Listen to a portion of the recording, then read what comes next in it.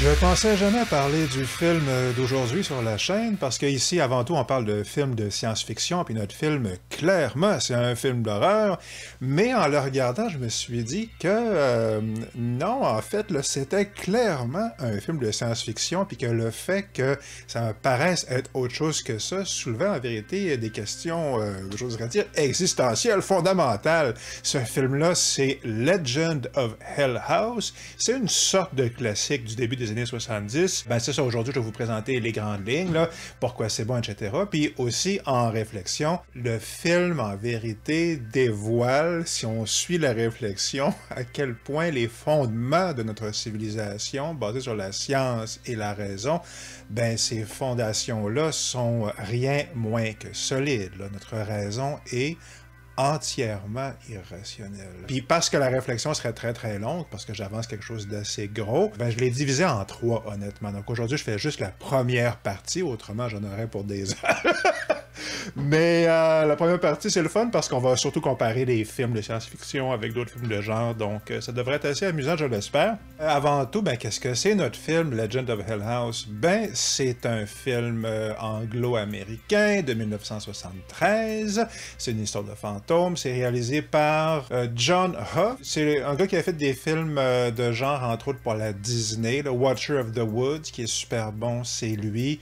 Escape to Witch Mountain, la montagne ensorcelée, c'est lui. Donc, il a fait quelques films comme ça. Il s'en sort très, très bien ici. On a plusieurs noms qu'on est content de voir, entre autres Clive Revill, que vous reconnaîtrez peut-être pas tout de suite. C'est la voix de l'empereur Palpatine dans la première version de l'Empire contre-attaque, avant que ça soit changé là, pour Ian McDiarmid. Le visage de l'empereur Palpatine dans l'Empire contre-attaque, c'était pas lui, mais la voix, c'était lui, puis il est très très bon là-dedans.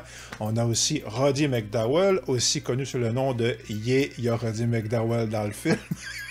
Donc, il est là-dedans, il est plutôt très cool.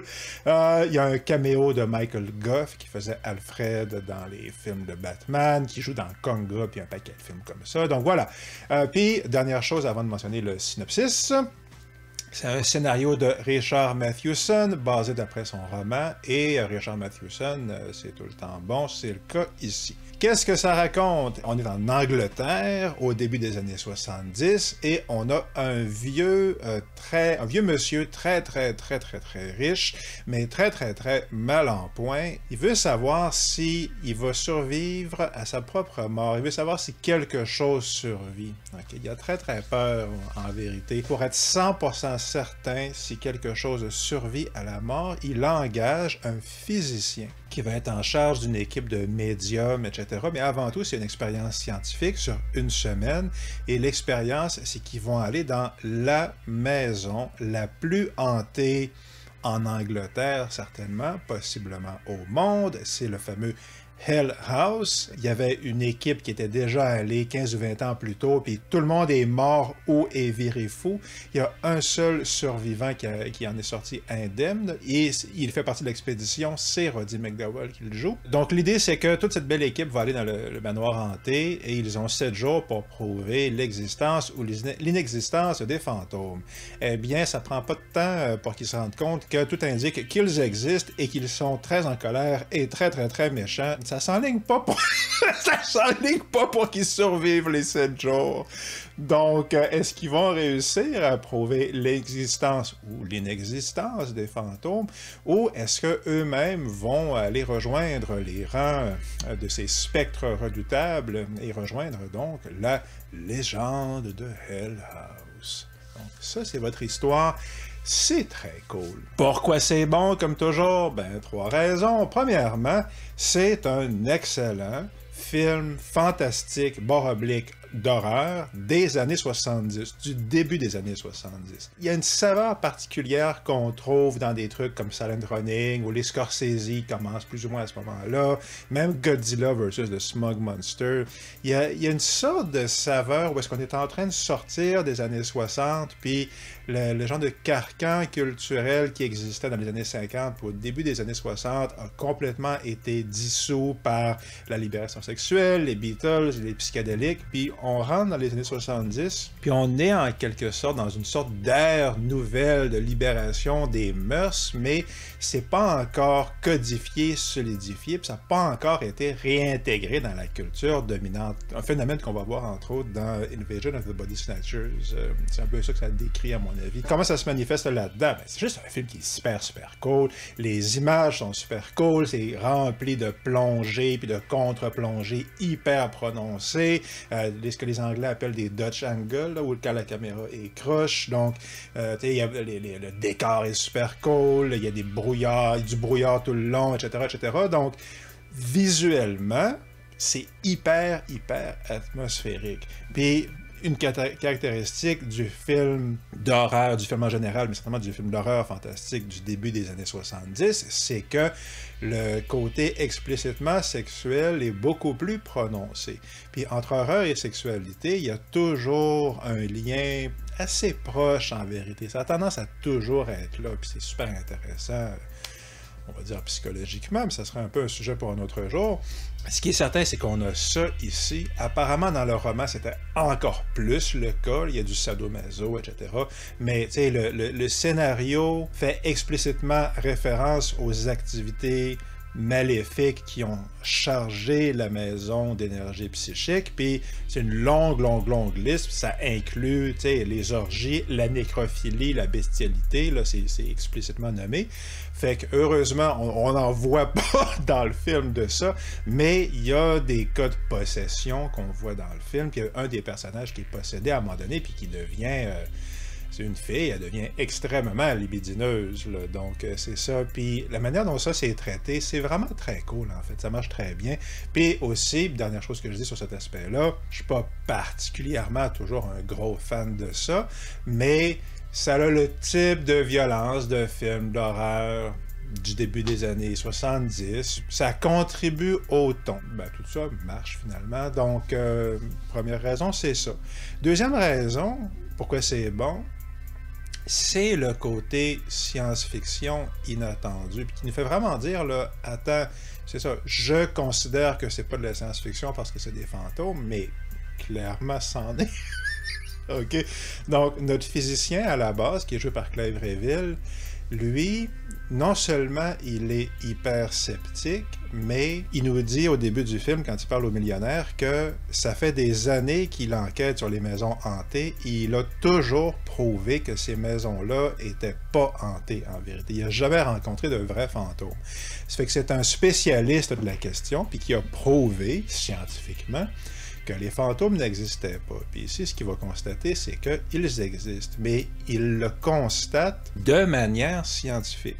Puis au début, dans l'équipe, donc il y a 2 médiums, puis quand ils font des séances dès le premier ou le deuxième jour, des séances de médiums, puis la première est faite de manière traditionnelle médiumnique, là, de manière non scientifique, mais dès la deuxième, le physicien décrète qu'on fait ça dans des conditions sérieuses, observées avec en version pratiquement de laboratoire, si vous voulez. Puis à partir de là, c'est ça qui se passe. Donc les gens sont connectés sur des électrodes, des affaires comme ça, il y a des données scientifiques. Le professeur, le physicien, formule des hypothèses, les valide par l'expérience, puis finit, basé là-dessus, par inventer une machine qui avait sûrement déjà plus ou moins préparé à l'avance, là, mais par concocter une invention scientifique qui est conçue pour vider la maison de sa fameuse charge émotivo-psychique, parce que lui croit en principe que c'est pas des fantômes, que c'est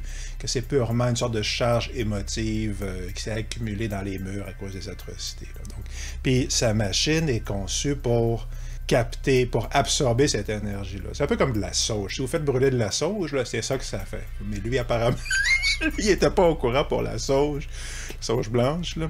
Donc, il a inventé sa machine, puis je vous vends un punch, mais elle marche, sa machine. En tout cas, elle a l'air de marcher pendant un bout.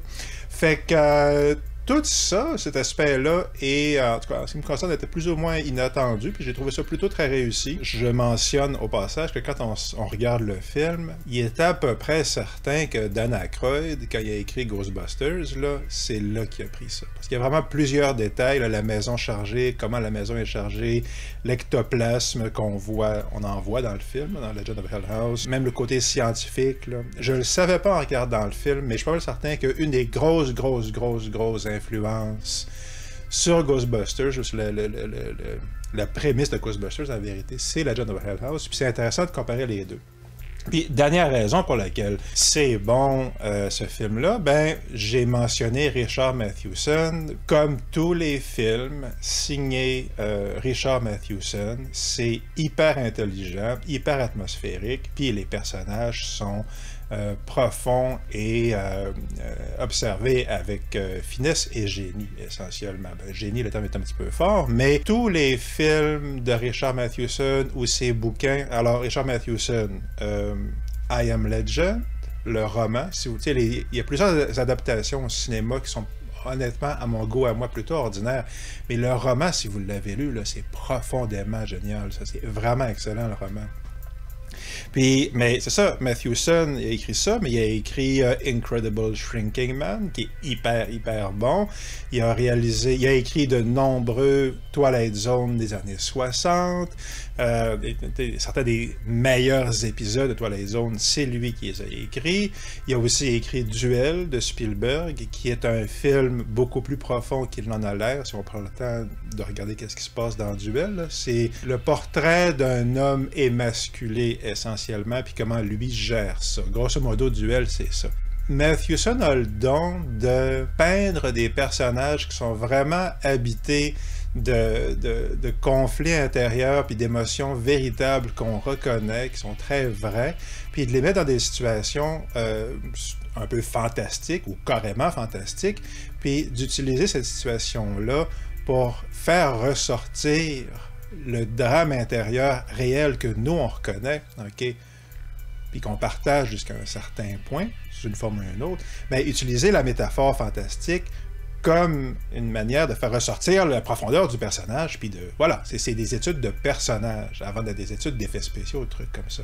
Puis c'est ça qu'on a, en quelque part, là-dedans. Dernière chose que je dis là-dessus, j'ai réalisé, en y réfléchissant, que déjà, il y a une parenté avec George Miller dans Mad Max 2 en particulier, mais tous les Mad Max, mais certainement le 2. J'ai réécouté un extrait il n'y a pas longtemps, puis j'ai été vraiment frappé de voir à quel point tous les personnages dans Road Warrior, puis particulièrement les méchants, là, tout le monde est habité par justement un drame intérieur puis des motivations extrêmement humaines. Là, je pense à la scène où la scène où Humongous vient voir la station de forage puis il dit il leur donne la station de forage, nos héros essentiellement. Il leur ordonne de se rendre. Le petit gars, le Feral Kid, le petit gars sauvage, il y a un boomerang avec un boomerang en lame de rasoir, et il le lance.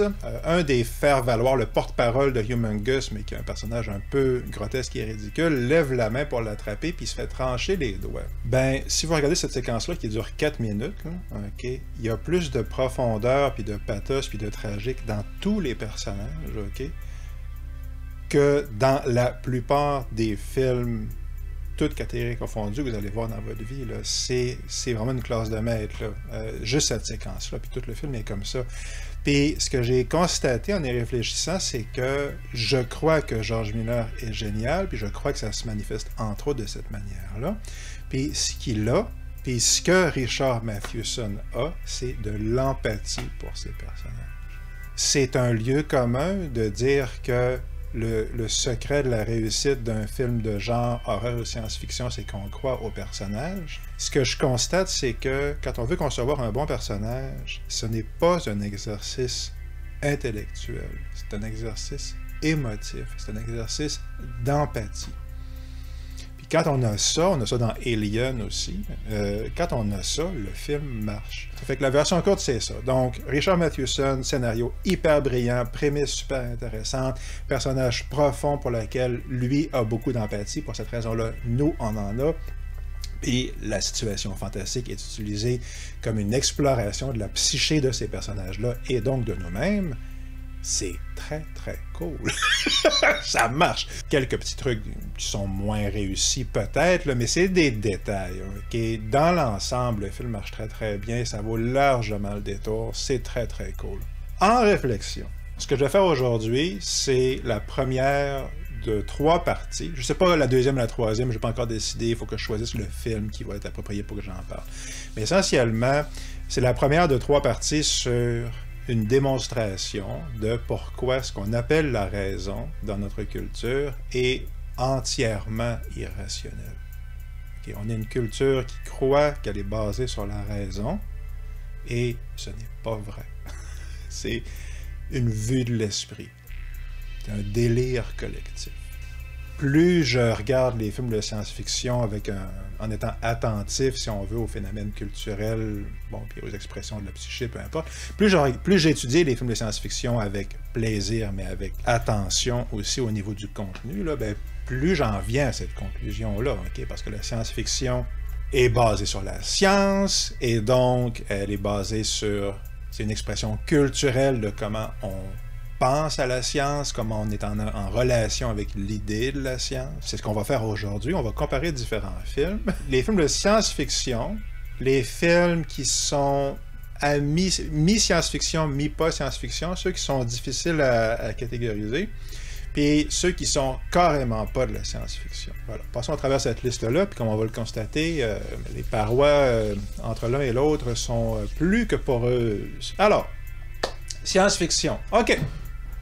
En partant, on a la science-fiction pure, celle qui est incontestablement de la science-fiction. Okay? Des robots, des vaisseaux spatiaux, des ordinateurs, du voyage dans le temps, ce genre d'affaires-là. On mentionne tout de suite, là, je juste un commentaire rapide, là. Tout ça est purement fantaisiste. Okay? C'est des fantaisies de robots, des fantaisies d'ordinateurs, des fantaisies de voyage dans l'espace. Okay? C'est basé sur une idée qui a de l'air scientifique, mais c'est complètement imaginaire en même temps. C'est beaucoup ça le charme de la science-fiction. Mais sans rentrer dans ce niveau-là de détail, faisons juste une note. OK, il y a clairement des films qui sont objectivement de la science-fiction, puis tout le monde va être d'accord là-dessus. Metropolis, This Island Earth, Gattaca, Primer, Colossus de Forbidden Project, La Nébuleuse d'Andromède, le film soviétique que j'ai commencé à regarder, qui est un petit peu plate, là. Honnêtement, je regrette de le dire. Mais c'est ça, c'est une histoire d'expédition dans l'espace, la pure vision scientifique, soviétique, matérialiste, là, du monde futur où tout le monde est un frère, et tous les hommes sont des frères, et ils vont dans l'espace pour des explorations scientifiques, puis tout le monde s'entraide de manière très professionnelle. Et puis, voilà, c'est purement scientifique et matérialiste, la SF pure. Il n'y a aucun contenu surnaturel dedans. Mais est-ce que c'est rationnel? Comme j'ai mentionné,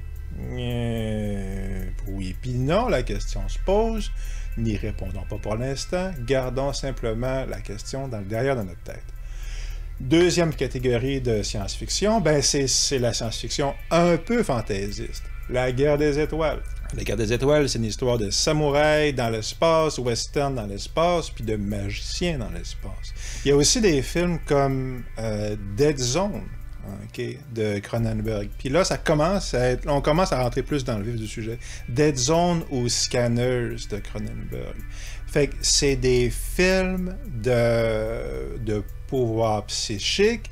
Donc, dans le cas de Scanners, c'est une mutation provoquée par un médicament. Donc, on est en zone scientifiquement sécuritaire. Il y a une explication scientifique, okay, quoique fantaisiste, mais bon, c'est basé entre autres sur la thalidomide dans les années 60. Là, c'est pas invraisemblable. Okay?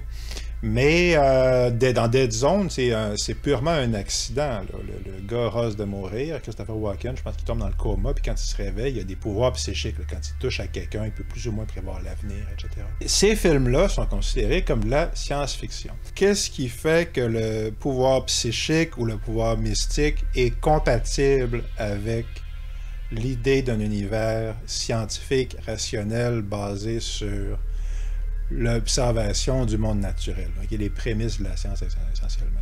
Donc, encore une fois, on n'est pas en train de répondre à cette question-là. On est en train de noter ici que On a des films qui sont de la vie de tout le monde quand ils vont regarder le film, de la science-fiction, les Gardes des étoiles, Dead Zone Scanners, il y en aurait des tonnes d'autres exemples, et dans lesquels il y a un aspect mystique qui n'est pas incongru, OK, dans la science-fiction, puis un aspect, ou dans le cas de Dead Zone ou Scanners, un aspect pouvoir psychique. Okay? Puis là, on va se dire, ah oui, ben, pouvoir psychique, là, oui, c'est scientifique, le cerveau humain, notre potentiel, ça rentre dans le spectre de l'hypothèse scientifique sérieuse. Mais, comme on va le voir tantôt, c'est 100% vrai, sauf quand c'est 100% faux. Là. On va y revenir dans un instant. Il y a aussi une catégorie de films carrément d'horreur, mais qui sont dans le diagramme de Venn, entièrement de la science-fiction en même temps. Donc, Frankenstein, Alien, Them, Les Mains d'Orlac, le Mad Love, tous les films de monstres des années 50, Donovan's Brain. Puis, en fait, si vous allez voir, il y a des bouquins là, des années 70, les bouquins de cinéma grand public, qu'on trouve des fois en livre de poche, en usagé. Puis, très souvent, dans ces livres-là, eux ne font pas la distinction entre l'horreur et la science-fiction. Le film de science-fiction par défaut des années 50, c'est population paisible, monstre attaque, la fille qui crie, des morts grotesques et le héros aidé par le savant et le militaire triomphe du monstre. Okay. Ça, c'est votre film de science-fiction des années 50. Mais c'est un monstre attaque, terrorise la fille, le gentil gagne, OK? Par la force et la ruse, OK? Ouais, c'est de la science-fiction, mais... oui puis non, n'est-ce pas? On est plus proche, c'est à mi-chemin entre le film d'horreur et l'Odyssée, essentiellement, entre le récit mythologique, là, après à ce niveau-là. Puis là-dessus, la science n'est qu'un vernis, une patine. Bon, mais, OK, mais clairement, en même temps, dans Them, par exemple, c'est des fourmis géantes qui ont été créées par une explosion nucléaire, donc, ben oui, c'est genre scientifique. Fait que, quand on voit ces films-là, on se dit, oui, c'est de la science-fiction. I married a monster from outer space, c'est un extraterrestre, c'est de la science-fiction, Invasion from Mars, etc. Deuxième catégorie de films, c'est la catégorie, le film de science-fiction de Schrödinger. Là. OK, dépendamment de l'angle où on le regarde, c'est de la science-fiction ou c'en est pas, puis c'est impossible de le déterminer avec précision. Il y a des films qui sont clairement de la science-fiction, mais qui clairement n'en sont pas en même temps, ils sont les deux en même temps, ben on a entre autres des allégories de style 1984. Puis 1984, ouais, ok, ça se passe dans le futur, quoi qu'on sait que le roman était supposé se passer en 1948, c'est-à-dire essentiellement l'année de la publication. Puis ouais, ok, il y a une télévision qui permet d'espionner sur la population, il y a des trucs comme ça, mais 1984, fondamentalement, on l'inclut dans la science-fiction pour ces éléments-là, parce que la dystopie fait partie du genre, mais au niveau de la sensibilité du film, moi, j'ai jamais senti que c'en était. Je sens toujours que c'est un petit peu une sorte d'abus de l'inclure dans les listes. Il faut l'inclure, OK? Mais c'est clairement pas l'intention, en quelque part, du film. Ça fait que c'en est, puis c'en est pas. Mais il y a aussi toute une série de films, ce qu'on appellerait les suspens dans le futur, okay, qui sont, par exemple, Seven Days in May, qui est écrit par Rod Serling là, de Twilight Zone. Ben, Seven Days in May, ça se passe dans le futur proche, mais dans le futur, et ça présente une tentative de coup d'État aux États-Unis par des généraux, par des militaires. Je l'ai écouté il n'y a pas longtemps, c'est super bon. Encore une fois, il y a des petites faiblesses, mais dans l'ensemble, c'est très très cool, là, ça vaut le détour. Mais, ouais, c'est dans le futur, c'est une sorte de dystopie. Ça compte comme la science-fiction, mais en même temps, ça n'en est pas. OK? C'est plutôt un thriller politique. Puis dans le même ordre d'esprit, Ténébré de Dario Argento, là, le giallo avec l'écrivain qui écrit sur des... c'est un écrivain qui écrit des livres d'horreur, puis là, il se met à y avoir des morts à gauche puis à droite autour de lui. Là. Probablement mon film préféré de Argento, là, c'est un film que j'aime beaucoup. Ben, l'esthétique de Ténébré est assez particulière, puis j'ai déjà vu en entrevue qu'en vérité, dans son esprit, le film se passe dans le futur, dans un futur proche. C'est juste qu'il ne dit pas explicitement dans le film. Mais quand on regarde le film, sachant ça, ça a de l'allure, en vérité, ça justifie en quelque part l'esthétique de ce qu'on est en train de voir, mais est-ce que ça fait de Ténébré un film de science-fiction? Ben, oui ou non? On peut pas répondre explicitement. C'est dans le futur, ça affecte le monde qu'on voit. Mais en même temps, oui puis non. Plutôt non que oui, mais bon. Et il y a toute une catégorie de films, pour finir sur les films inclassables, qui sont carrément inclassables. Alors déjà en partant, on a les adaptations de Ballard, de J.J. Ballard, ok? Comme Crash ou High Rise. Crash, un film que j'adore énormément. High Rise, que j'ai trouvé plutôt désagréable, mais qui est objectivement super bon. Ben, il n'y a rien de science-fiction là-dedans. Zéro. Ok? Mais c'en est, ne serait-ce que parce que Ballard est un écrivain légendaire, hyper important de la science-fiction des années 60-70, la science-fiction nouvelle vague, qui subvertit le genre lui-même, au niveau de l'écriture, etc. Bon, parce que au niveau de la science-fiction littéraire, Ballard est complètement dans la science-fiction, parce que la sensibilité de ce qu'il met en scène, telle qu'elle est perceptible et palpable dans ses bouquins, est intuitivement associée à l'essence de la science-fiction, je ne vais pas dire l'essence, mais c'est ça, parce que ce qu'il fait correspond à l'esprit de la science-fiction, à ce qu'il cherche de s'exprimer avec la science-fiction, ce qu'on peut percevoir. Il me semble que j'avais déjà vu qu'il faisait de la science-fiction sociologique ou quelque chose comme ça, ou c'est un commentateur qui disait ça. Ben, c'est un petit peu ça. Ça fait que Crash puis High Rise ne sont absolument pas de la science-fiction, mais en même temps, c'en est. C'est ça, c'est inclassable. Puis après ça, dans la catégorie d'inclassable, ben, les Ormé, où est-ce qu'il y a des visions de voyages sur la Lune, possiblement de rêves, qui est peut-être vrai, qui est peut-être pas vrai, avec des astronautes, puis qui, comme je l'avais mentionné dans une vidéo, est essentiellement une métaphore du processus alchimique, donc du processus d'individuation, grosso modo. Ben, c'est de la science-fiction, puis c'en est pas, mais c'en est. Mais c'en est pas. Puis Eraserhead de David Lynch, ben, c'est clairement dans une sorte de futur dystopique. Il y a une sorte de bébé mutant, sans compter tout le reste. Ben ouais, c'est clairement de la science-fiction, mais en même temps, c'en est pas. Puis cette dernière catégorie-là, ici, là, dans mes inclassables, les Ormé puis Eraserhead, je finis là-dessus pour ce point-là, c'est particulièrement intéressant parce que c'est des pures expressions de l'inconscient, ultimement. Ce sont des films qui viennent beaucoup plus de notre irrationnel, c'est notre partie irrationnelle, que d'une intention consciente. Puis en vérité, tous les films sont comme ça. Tous les films sont comme ça. Okay? Mais la plupart des films ont un filtre rationnel par-dessus. Pour l'instant, notons que c'est ça. Dans nos inclassables, on a toute une catégorie de films qui sont mi-science-fiction, mi-pas science-fiction, puis particulièrement, les plus intéressants, une catégorie qui sont, à toute fin pratique, des rêves filmés. Okay? Puis Argento aussi, d'ailleurs, est plutôt dans ce camp-là, en vérité. Puis, bon, dernière catégorie, puis c'est mon dernier point pour mon topo pour aujourd'hui, notre survol du cinéma, c'est les films qui sont clairement pas de la science-fiction, okay? Qu'on peut pas dire d'aucune manière que c'est pas de la science-fiction. Ben, OK. Le Parrain, les westerns, Il était une fois dans l'Ouest, des films catastrophes comme Airport, là, okay? Des films comme ça, les histoires d'amour quand Harry rencontre Sally, que sais-je, là, OK?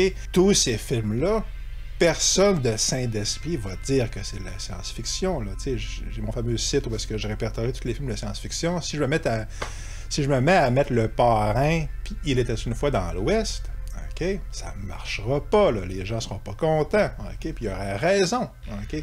Mais ces films-là, des films de genre, mais pas de science-fiction, qui se présentent comme étant en quelque sorte réalistes, est-ce qu'ils le sont?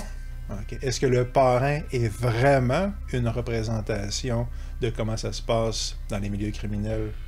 T'sais, si vous avez déjà, par exemple, parlé à quelqu'un qui a frayé de près ou de loin dans les milieux criminels, beaucoup vont dire à quel point ils ont été influencés par Le Parrain, là. Okay? Ou, mettons, Goodfellas, les films de Scorsese. Puis ce que eux vont vous dire, peut-être, à un moment donné, c'est que c'est pas moins fantaisiste, Le Parrain, que La Guerre des Étoiles. Il y a aussi des films qui sont pas réalistes, mais pas de la science-fiction. Fait que là, je pense en particulier aux films surréalistes. Okay? Il y aurait d'autres exemples, mais certainement les films qu'on met en général dans la catégorie surréaliste. Les films de Buñuel, par exemple, qui sont très souvent dans ce genre-là. L'Ange exterminateur, très, très, très, très bon. Obscur objet du désir, Fantôme de liberté. Bon, mais les films de la Rabal, Viva la Muerte, J'irai comme un cheval fou, les films de Jodorowsky, La Montagne sacrée, etc. Bon, El Topo. Ben, tous ces films-là, comme Eraserhead ou Les Hormés, ce sont des films qui se présentent à toute fin pratique, encore une fois, comme des manifestations de processus irrationnels plus explicites. Ce que je veux dire par là, c'est qu'on n'a pas une histoire rationnelle avec un début, un milieu puis une fin, où est-ce qu'on reconnaît des situations qu'on va voir dans la vie de tous les jours. On voit des situations qu'on reconnaît symboliquement puis émotivement. Okay? Par exemple, dans L'Ange exterminateur de Buñuel, c'est une fête bourgeoise, là, okay, dans la semi-haute société, et tout le monde est invité à un souper, mais quand c'est l'heure de partir, tout le monde se rend compte qu'ils sont incapables de sortir pour une raison qui ne s'explique pas. Puis c'est pas parce qu'il y a un champ de force, c'est juste que quelque chose en eux les retient de sortir. Okay. C'est vraiment excellent, L'Ange exterminateur. Puis plus qu'ils sont enfermés dans cette pièce-là, plus que le refoulé collectif ressort, justement. C'est pas de la science-fiction, il n'y a rien là-dedans qui est science-fiction, OK? Mais à quel point est-ce que c'est différent de, par exemple, Les Hormés ou Eraserhead? Ben, c'est une bonne question. OK? Le type de symbole est différent, mais la fonction psychologique me semble être en bonne partie la même. Jodorowsky, je suis un peu moins certain, parce que je pense que c'est plus délibéré, peut-être, que les autres. Là. Mais certainement à Rabal ou Buñuel, en bonne partie, ben c'est ça, ça semble être plus ou moins le même genre de matériau que Lynch ou mon réalisateur de Les Hormés. Les symboles sont différents, mais si vous êtes en train de rêver à une maison ou de rêver à une montagne, le matériau est peut-être différent, mais vous êtes encore en train de rêver. Puis finalement, ben c'est ça, dans la catégorie de ce qui est clairement pas de la SF, ben on a le film d'horreur, comme Legend of Hell House aujourd'hui. Qu'est-ce qu'on a là-dedans? Ben on a de l'horreur, on va dire, de type un peu fantaisiste. Là, on a l'horreur comme Carrie, Patrick, Firestarter. Carrie, certainement, grand classique de l'horreur des années 70, mais qu'est-ce que c'est? C'est un film de pouvoir psychique. Puis qu'est-ce qui déclenche le pouvoir psychique? La puberté et le climat familial hyper abusif et toxique. Okay? Une surcharge émotive. Ben, en quoi est-ce que c'est différent de l'accident qui provoque le phénomène chez le pouvoir psychique dans Dead Zone ou les trucs psychiques dans le film d'aujourd'hui, là, par exemple? Okay? Ou même le médicament donné aux femmes enceintes dans Scanners. Okay? Tous ces prétextes-là réveillent une faculté latente dans le cerveau humain. C'est la prémisse du film. Okay? Mais dans Carrie, où est-ce que c'est ça qui se produit, la puberté puis un climat émotif intense, c'est pas du tout extravagant comme hypothèse, mais on met Carrie dans le champ film d'horreur. Okay? À toute fin pratique, personne ne met jamais Carrie dans les films de science-fiction. Même chose pour Patrick, pas mal la même chose pour Firestarter. L'Exorciste. Okay? Ben, L'Exorciste, c'est carrément une possession démonique. Mais quelle est la pierre d'assise du film à beaucoup de points de vue? C'est la scène où est-ce qu'on va à l'hôpital, où la mère amène la fille à l'hôpital, puis elle va passer une série de tests absolument horribles, et où on prouve scientifiquement que l'explication n'est pas, en guillemets, naturelle, que ça semble être un cas de possession.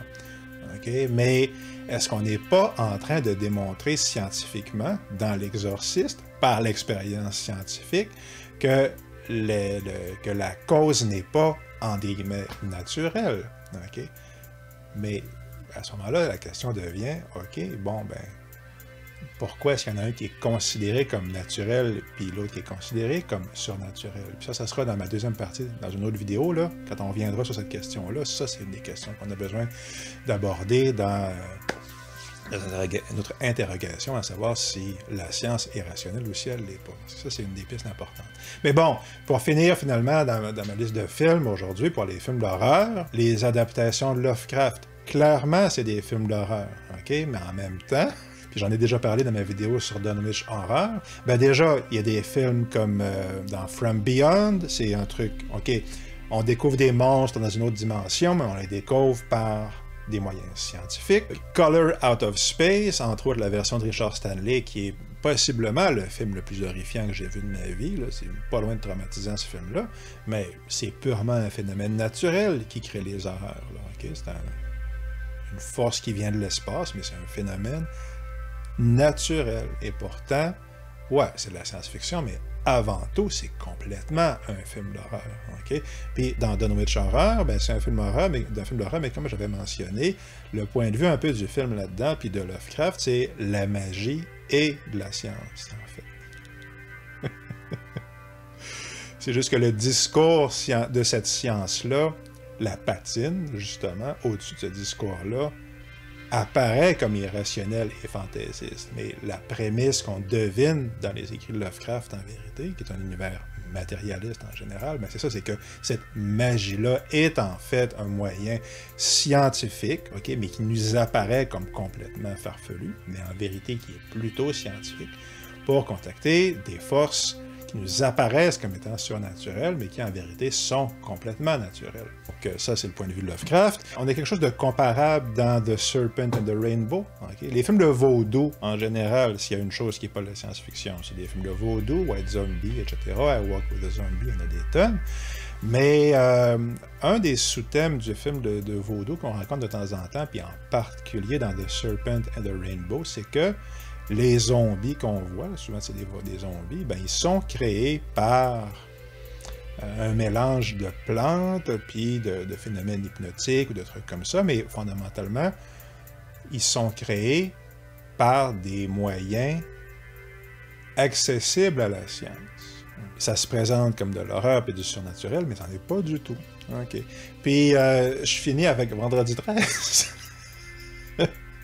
Ben, les slashers, clairement, c'est pas des films de science-fiction, c'est des films d'horreur surnaturelle. Certainement, dans les Vendredi 13, dans les premiers, c'est une sorte d'être humain, là, OK.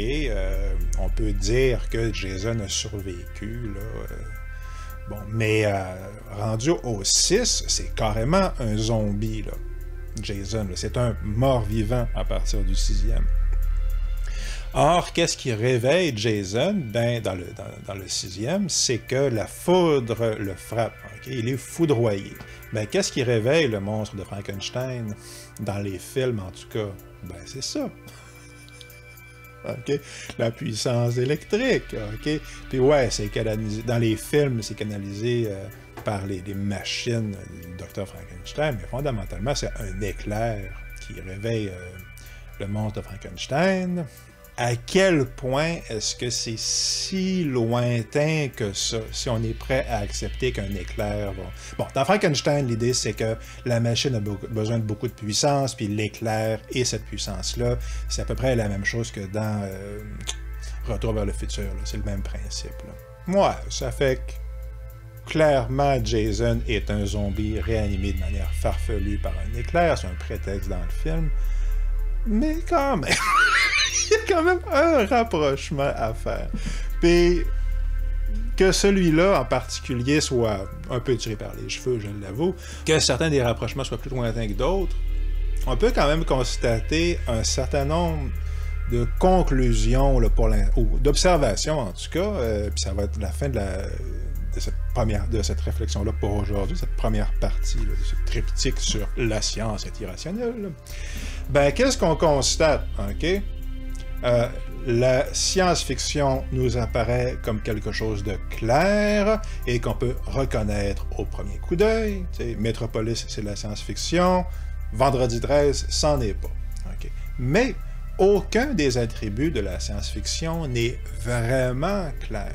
Okay. C'est quoi le lien entre le voyage dans le temps, puis la dystopie, puis le voyage dans l'espace, puis les invasions extraterrestres?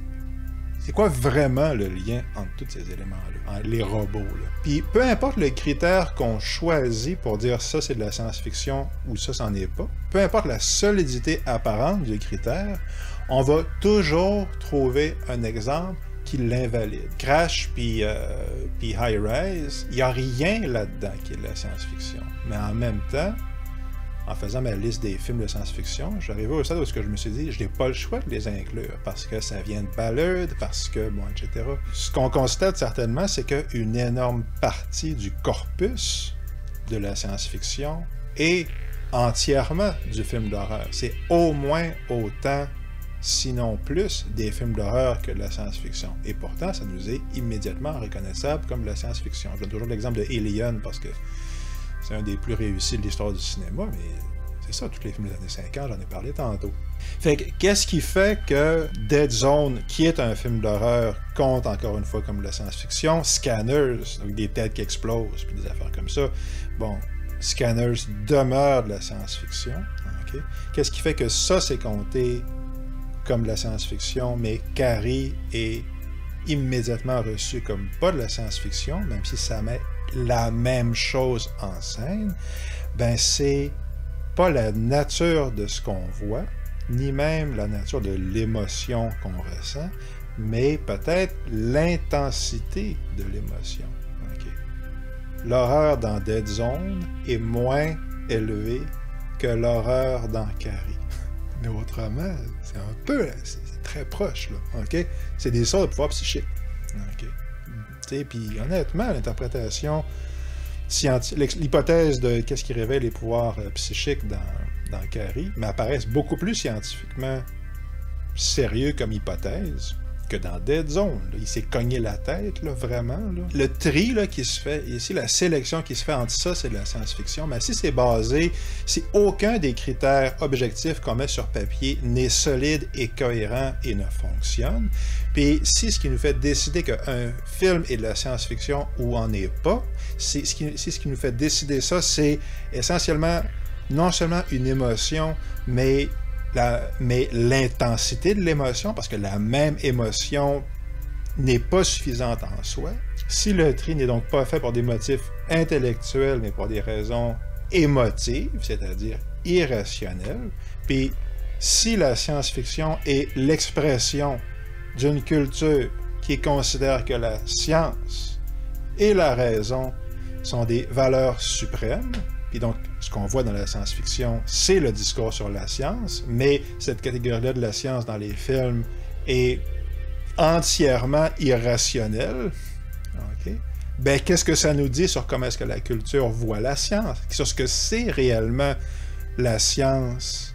Pas dans ce qu'on dit que c'est, mais dans la manière dont on le vit réellement, dans notre psyché, dans notre culture, dans notre conscient, mais dans notre inconscient surtout. Notre conscient dit que c'est rationnel. En dessous, est-ce que c'est ça qu'on constate? Je vous soumets humblement que non, pas pantoute. Voilà. Donc, deuxième, troisième partie, ce que j'ai prévu, c'est faire un peu le même exercice, mais au niveau de la science comme trame narrative. Donc, les différents éléments qui constituent l'histoire qu'on raconte collectivement sur la science. Ça, c'est la deuxième partie. Puis la troisième partie, c'est la science est irrationnelle, puis on va vraiment rentrer un peu plus dans le détail de... C'est un peu comme je viens de faire rapidement aujourd'hui, mais plus dans le détail. C'est ce que j'ai prévu pour l'instant. Je mentionne au passage, comme vous le savez, que je suis en train d'écrire un bouquin qui s'appelle Le Trame narrative. En vérité, j'en ai plus qu'un de prévu, mais j'ai toujours 50 projets. Je vous encourage et je vous invite à soutenir l'écriture du bouquin. Je suis essentiellement un artiste et un penseur indépendant. Hein? Donc, vos dons font une énorme différence dans ma vie, alors tous vos dons sont appréciés. Je les apprécie du fond du cœur, je vous en remercie et donnez beaucoup, donnez souvent, donnez maintenant. Recommandation! Legend of Hell House est un très très bon film d'horreur, science-fiction du début des années 70, mais c'est pas un chef-d'œuvre. La recommandation, c'en est un. Ce film-là, c'est The Haunting de Robert Wise. C'est un peu la même histoire. La maison la plus hantée aux États-Unis. Une équipe de parapsychologues va enquêter. C'est d'une manière superficielle, le film est très très très proche. C'est aussi une exploration de la psyché des personnages, mais dans Legend of Hell House, on a essentiellement une intrigue. On cherche à résoudre le mystère. La profondeur des personnages est au service de la résolution de ce mystère-là. Mais dans The Haunting, la résolution du mystère est au service des personnages, puis d'un personnage en particulier. Tout le film est une profonde allégorie et métaphore et exploration de la solitude.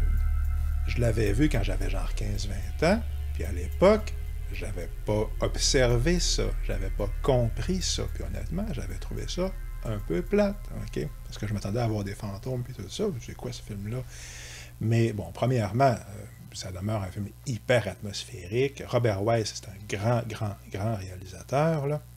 Mais ce qui m'a vraiment frappé quand je l'ai réécouté, c'est à quel point c'est en vérité un portrait absolument déchirant de la solitude, ce film-là. C'est donc un chef-d'œuvre absolu. Si vous avez le choix entre écouter The Haunting ou Hell House, ben, les deux sont bons, mais moi, je commencerais plutôt par The Haunting. C'est vraiment un chef-d'œuvre. Mais si vous êtes pogné dans une expérience d'une semaine avec vos copains parapsychologues, puis que quelqu'un prend la décision un peu arbitraire et discutable de vous présenter un film d'horreur à ce moment-là, et que ce film, c'est Legend of Hell House, mais pourquoi c'est bon? Parce que c'est un excellent film de science-fiction, horreur du début des années 70, avec tout ce qu'on aime retrouver des films d'horreur de cette époque-là, mais parce que aussi, fait surprenant, c'est un excellent film de science-fiction.